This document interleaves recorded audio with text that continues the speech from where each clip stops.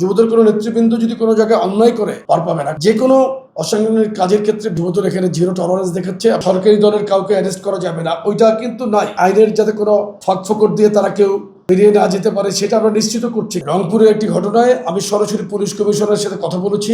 বাংলাদেশে বর্তমানে কিন্তু ওই পদ্ধতি নাই, কিন্তু সরকারি দলের কাউকে অ্যারেস্ট করা যাবে না, ওইটা কিন্তু নাই। ওইটা কিন্তু সরাসরি বাংলাদেশের মাননীয় প্রধানমন্ত্রী কিন্তু আইন প্রয়োগের ক্ষেত্রে সবাইকে কিন্তু আপনার বলছে তাদের স্বচ্ছ জায়গা থেকে তারা আইন প্রয়োগ করবে। এটা মুখের কথা না, কিন্তু এটা প্রয়োগ হচ্ছে। কিন্তু রংপুরে আমাদের যুবদলের দুজনকে গ্রেফতার করা হয়েছে, এটা আমরা পুলিশ কমিশনের সাথে কথা বলেছি। কিন্তু যুবদল কোনো নেতৃবৃন্দ যদি কোনো জায়গায় অন্যায় করে সেই ক্ষেত্রে কিন্তু আমরা পানিশমেন্ট নিচ্ছি, আইন প্রয়োগকারী সংস্থার সাথে কথা বলছি।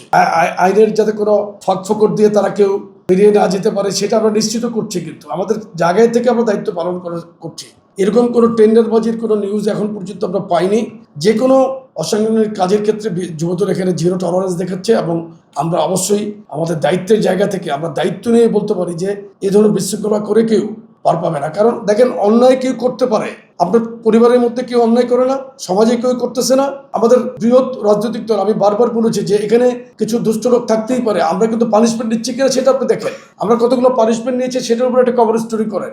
গত দেড় বছরে 5ই আগস্ট পরবর্তী এই সরকার গঠনের আগ পর্যন্ত আমরা কি পরিবারে পানিশমেন্ট দিয়েছি। এত বড় সংগঠন, টুকটাক কিছু ঝামেলা থাকতেই পারে, আমরা সেটা কিন্তু কঠোর হস্তে নিয়ন্ত্রণ করছি এবং চেষ্টা করছি। রাষ্ট্র এখন উন্নয়নের দিকে যাবে, আমরা অবশ্যই উন্নয়নমুখী একটি রাজনৈতিক দল।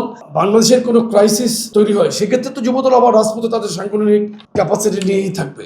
সেই ক্ষেত্রে তো সংগঠনের যে দায়িত্ব সেটা পালন করবে সাংগঠনিক দক্ষতা দিয়ে এবং নেতাকর্মীদের নিয়ে, সেটা আমরা সাংগঠনিকভাবে আমরা আমাদের দায়িত্ব পালন করব।